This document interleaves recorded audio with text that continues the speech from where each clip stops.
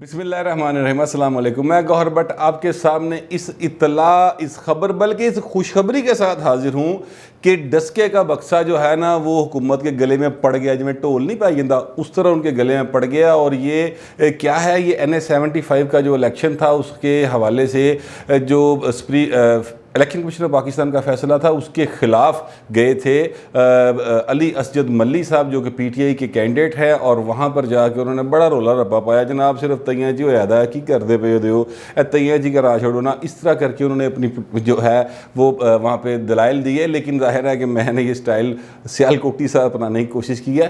उन्होंने तो ज़ाहिर वकील के ज़रिए दलाइल दिए। उनके वकील शहजाद शौकत साहब बड़े एक मरूफ वकील हैं।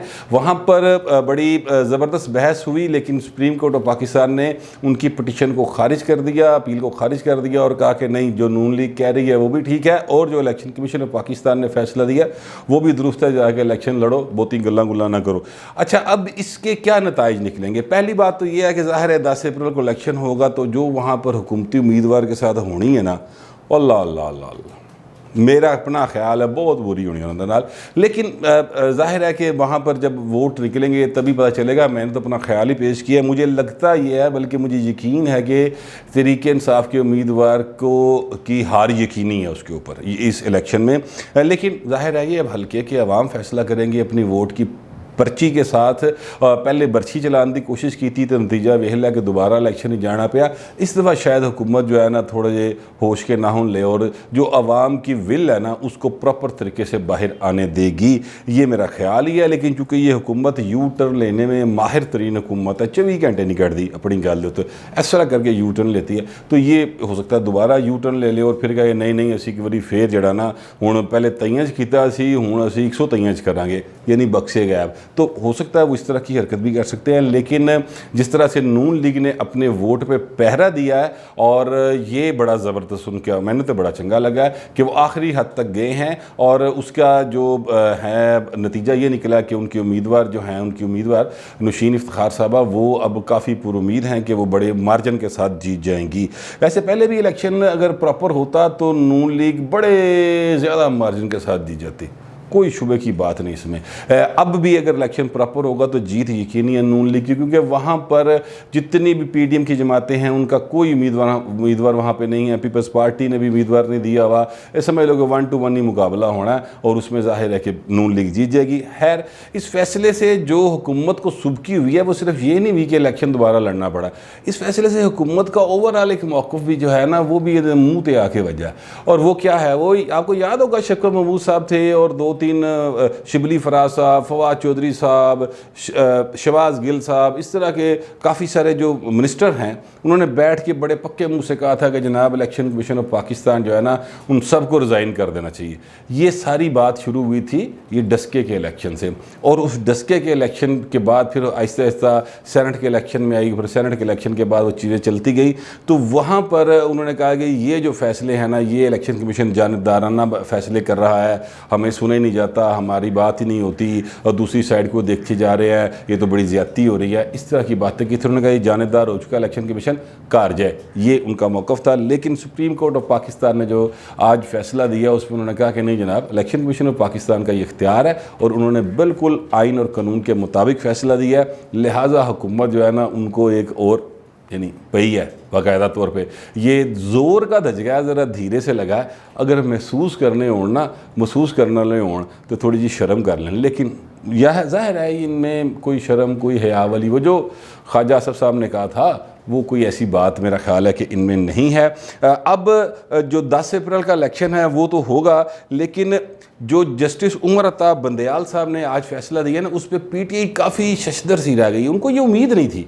उनका ये ख्याल था कि जिस तरह से जस्टिस उमर अता बंदयाल साहब रिमार्क्स दे रहे हैं, जिस तरह के रिमार्क्स उनके सामने आ रहे थे और वो सवाल उठा रहे थे बार बार, बल्कि एक समात के दौरान तो ये भी टिक्कर्स चले और ये भी खबर सामने आई कि उन्होंने जो सलमान अकरम राजा साहब हैं मुस्लिम लीग नवाज़ के जो इस उम्मीदवार के वकील थे, उनसे कहा गया कि जनाब आप बहुती गल्ला ना करो, सीधी सीधी बात पे आए, टू द पॉइंट करें, हमारे पास इतना टाइम नहीं है, आधे घंटे में अपने दलाल को मुकर्रर कर ख़त्म करें। तो इस तरह की बातों से ना तहरीकी जो थे वो बड़े ज़्यादा उनमें तहरीक थी, वो बड़े उछल उछल के ट्विटर के ऊपर उधर उन चीज़ों को, वो जो टिकर्स चलते थे ना जियो के ऊपर या ARY के ऊपर या समा के ऊपर, तो उनको वो टैग करके लगा के तस्वीरें उनके स्क्रीनशॉट तो फिर चला रहे थे, ट्रेंड चला रहे थे।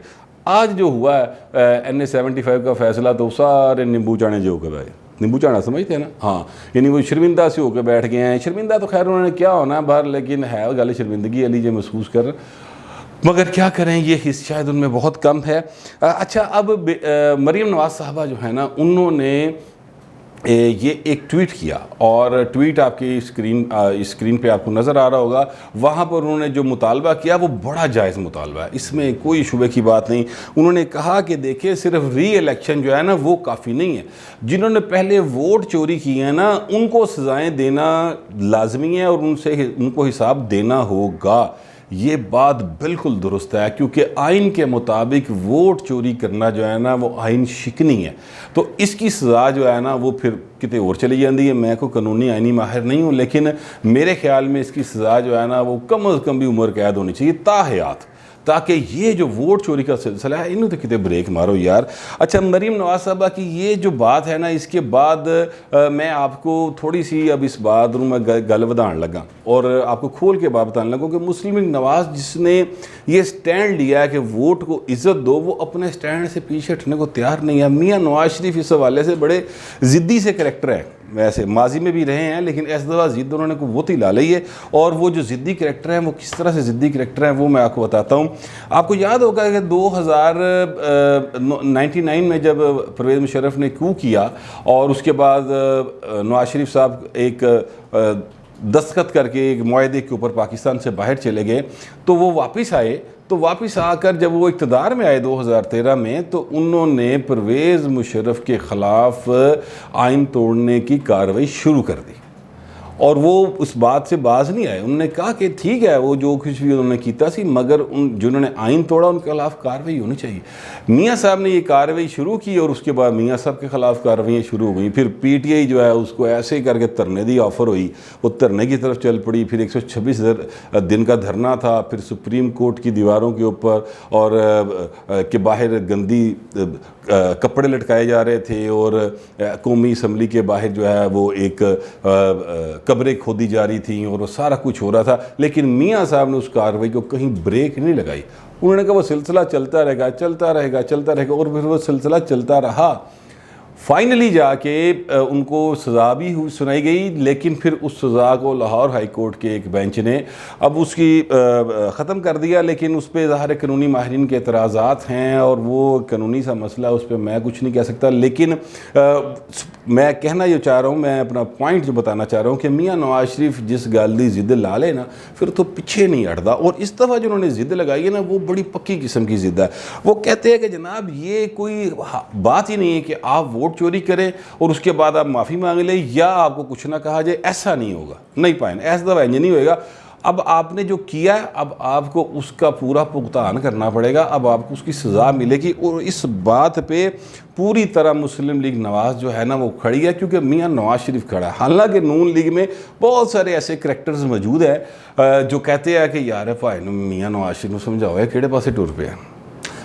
और तो और शहबाज शरीफ साहब जो है ना, वो मियाँ साहब को कहते हैं कि मियाँ साहब मीसड़ी गिरी करो, कोई विचली खेडो, कोई मतलब कीड़ी काटा खेड़ के निकलो विचों। लेकिन मियाँ नवाज शरीफ जो है ना वो बिल्कुल इस वक्त क्या यानी पिछले कोई 8-10 साल से तो कम अज़ कम एक उनके जहन में ये बात अड़ गई हुई है कि नहीं, जो आइन कह रहा है उसके मुताबिक चीज़ों को चलाया जाएगा, तभी मुल्क तरक्की कर सकता है। ये बात वैसे मियाँ नवाज शरीफ की बिल्कुल असूली है और इसमें कोई गलत बात नहीं है। तरीक़ेकार पे इख्तलाफ हो सकता है कि आप तरीक़ेकार कौन सा इख्तियार कर रहे हैं। मसलन आपने इस्लामाबाद पहुंचना है, आप मोटरवे से जा रहे हैं या GT रोड से जा रहे हैं या ट्रेन पकड़ लिया है, जहाज़ की टिकट पकड़ लिया है या खोते गड्डी से बह गए हो, ये आपकी चॉइस है, इस पर किसी को एतराज़ हो सकता है। लेकिन जो बात है कि इस्लामाबाद पहुँचना है, विद ड्यू वोट्स पहुँचना है और आइनी और कानूनी तरीके से पहुँचना है, वो एक मियाँ साहब की जो है ना असूल, उस पर मैं उनके साथ हूँ। ये बात उनकी बिल्कुल दुरुस्त है कि जो भी आइन तोड़े उसको उसकी सज़ा मिलनी चाहिए। और वोट चोरी करने से बड़ा जुर्म मेरी नज़र में तो कौमी सतह के ऊपर अगर हम बात करें सियासी एतबार से तो इससे बड़ा जुर्म कोई नहीं हो सकता। ये जब बेनज़ीर भुट्टो साहबा ने ये बात शुरू की थी और 88 का इलेक्शन फिर 90 का इलेक्शन जिस तरह से चुराया गया था IJ बना के, तो उस पर असगर खान साहब थे, एयर मार्शल असगर खान साहब, उन्होंने एक पिटीशन दायर की थी सुप्रीम कोर्ट के अंदर जिसका इफ्तिखार मोहम्मद चौधरी साहब ने आगे फैसला दिया था। उन्होंने कहा था कि इन लोगों के खिलाफ कार्रवाई करे, FIA कार्रवाई करे। फिर FIA बेचारी कितों कार्रवाई करे, मतलब है कहाँ से वो उन जर्नैलों के ख़िलाफ़ जो मुलव्वस थे जिन्होंने इकरार किया सुप्रीम कोर्ट में कि हाँ हमने ये काम किया। हमीद गुल साहब दुनिया से चले गए हैं, अल्लाह ताला उनके गुनाह माफ़ करे। दूसरे भी थे, फिर उसमें ख़ुद मियाँ नवाज शरीफ पे इल्ज़ाम था 30 लाख के 35 लाख लेने का, काजी हुसैन अहमद पे इल्ज़ाम था 50 लाख लेने का, लियाकत बलोच पे इल्ज़ाम था, एक बहुत मशहूर सहाफ़ी हैं मुजीबुररहमान शामी साहब, उन पर भी इल्ज़ाम था कि उन्होंने पैसे लिए इस काम में। तो वो जो सारा सिलसिला है उनके ख़िलाफ़ भी कार्रवाई का कोई मुतालबा अगर नून लीग कर दे तो चीज़ें जो उन पर एतराज़ करने वाले लोग हैं ना, जो ये पॉइंट मेक करते हैं कि जनाब मियाँ साहब सिर्फ उस गल ते असूल सुनाते हैं जेड़े उन्होंने फ़ायदे जाती है, तो अगर इसका भी मुतालबा कर दिया जाए तो फिर मेरा ख्याल है ज़्यादा बेहतर हो जाएगा और वाज़े हो जाएगा कि यार मियाँ साहब जो है ना उन वाकई नज़रियाती हो गए हैं और कानूनी हो गए हैं और असूली बात कर रहे हैं, आइनी बात कर रहे हैं। बहरहाल लेकिन जो भी जिस हद तक भी वो बात कर रहे हैं 2018 के इलेक्शन की चोरी होने से लेके और डस्के के इलेक्शन तक, ये जो बात वो कर रहे हैं ये सारी की सारी मियाँ साहब की दुरुस्त बात है। लेकिन जो सच होता है ना वो ज़रा ग्रे होता है, यानी हर बंदे के अपने अपने सच होते हैं और अपने अपने झूठ होते हैं। और मुकम्मल सच जो है वो तभी सामने आता है जब एक रिटर्न असूल के ऊपर एक नंगी तलवार देते इंसाफ हो।